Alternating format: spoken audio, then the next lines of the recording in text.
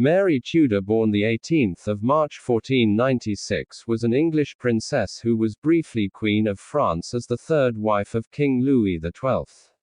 Louis was more than 30 years her senior. Mary was the fifth child of Henry VII of England and Elizabeth of York, and the youngest to survive infancy. She was born at Sheen Palace, on the 18th of March 1496. A Privy Seal bill dated from midsummer 1496 authorizes a payment of 50 shillings to her nurse, Anne Skerran. She was 4 years old when he visited the royal nursery in 1499–1500. At age 6, she was given her own household, complete with a staff of gentlewomen assigned to wait upon her, a schoolmaster, and a physician. She was given instruction in French, Latin, music, dancing, and embroidery. Her governess was Joan Vaux, whom she called Mother Guilford. The two shared a close relationship, and Mary was furious when Joan was sent back to England upon her arrival in France. As children, Mary and her brother, the future King Henry VIII, shared a close friendship. He named his first surviving child, the future Queen Mary I, in her honor.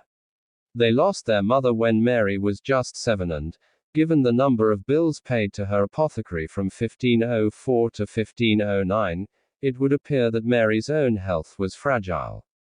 She was known in her youth as one of the most beautiful princesses in Europe. Erasmus said of her that, nature never formed anything more beautiful. In 1506, during a visit from Philip I of Castile, Mary was called to entertain the guests, dancing and playing the lute and clavichord. In September 1506, Philip died, and on the 21st of December 1507, Mary was betrothed to his son Charles, later Holy Roman Emperor. The betrothal was called off in 1514. Cardinal Wolsey negotiated a peace treaty with France, and on the 9th of October 1514, at the age of 18, Mary married the 52-year-old King Louis XII of France at Abbeville. She was accompanied to France by several English maids of honor, one of whom was Anne Boleyn, under the supervision of her old governess Lady or Mother Guilford, who acted as her principal lady-in-waiting.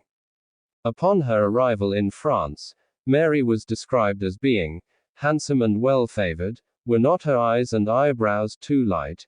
She is slight, rather than defective from corpulence, and conducts herself with so much grace, and has such good manners, that for her age of 18 years, and she does not look more, she is a paradise.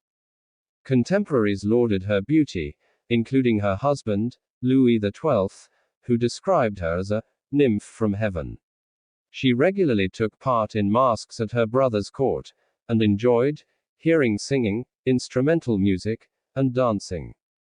Mary was described as very lively, with one nobleman noting, she is never still. She was also said to be cheerful and affable. This is shown when, upon meeting her future husband Louis for the first time, she blew him a kiss in greeting. Despite 2 previous marriages, Louis had no living sons, and sought to produce one. But he died on the 1st of January 1515, less than 3 months after marrying Mary, reputedly worn out by his exertions in the bedchamber, but more likely from the effects of gout. The union produced no children. Following Louis's death, the new King Francis I made unsuccessful attempts to arrange a second marriage for Mary.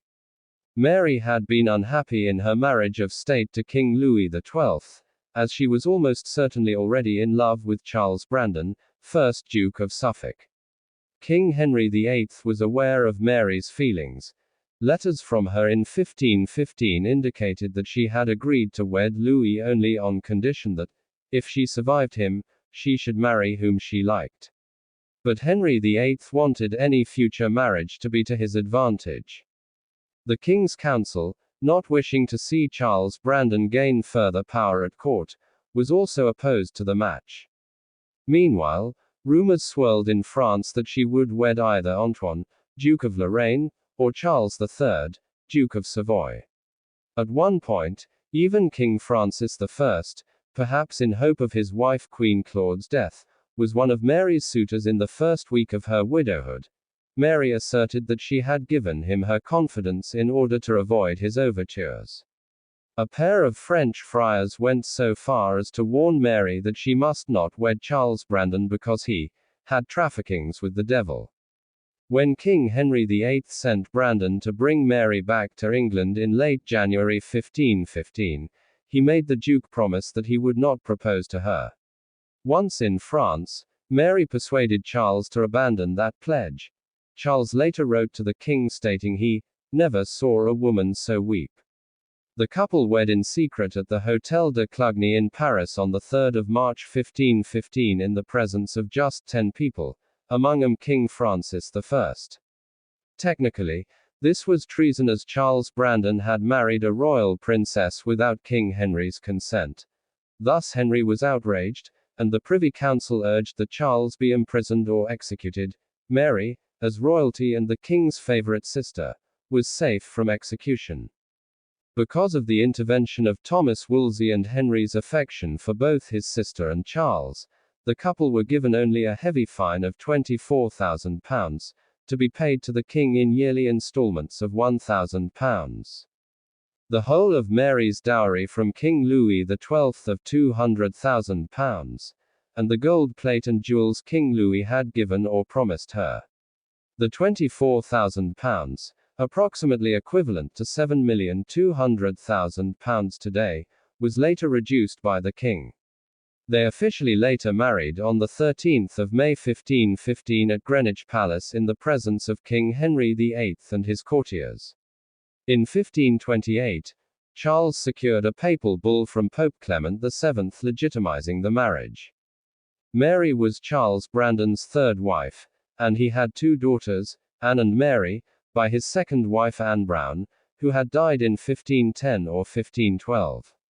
Mary raised the girls with her own children. Even after her second marriage, Mary was normally referred to at the English court as the Queen of France, and was not known as the Duchess of Suffolk in her lifetime, despite being legally allowed to be. Mary spent most of her time at the Duke's country seat of Westhorpe Hall in Suffolk. In the late 1520s, relations between King Henry VIII and his sister Mary were strained when she opposed the king's attempt to obtain an annulment of his marriage to Catherine of Aragon, whom Mary had known for many years. Mary strongly disliked Anne Boleyn, King Henry's intended wife, whom she had first encountered in France.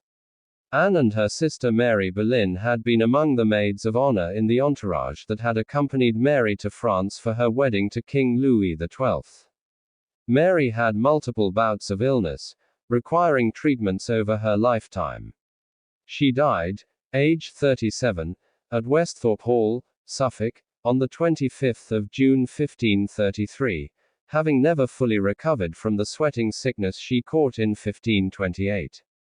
The cause of death has been speculated to have been angina, tuberculosis, appendicitis, or cancer. As an English princess, daughter of a king, sister to the current king, and a dowager queen of France, Mary Tudor's funeral and interment was conducted with much heraldic ceremony. A requiem mass was held at Westminster Abbey. Her body was embalmed and held in state at Westhorpe Hall for 3 weeks. On 21 July 1533, a delegation from France joined the English delegation for the lavish funeral ceremony. Her daughter Frances was chief mourner, accompanied by her husband and siblings. As was tradition, neither Mary's husband nor her brother the king attended. The funeral procession included 100 torch-bearers, clergy carrying the cross, 6 horses pulling the hearse, other nobility and 100 of the Duke's yeomen. A requiem mass and burial at Bury St. Edmund's Abbey followed the next day. Thanks for watching. Subscribe my channel for more videos.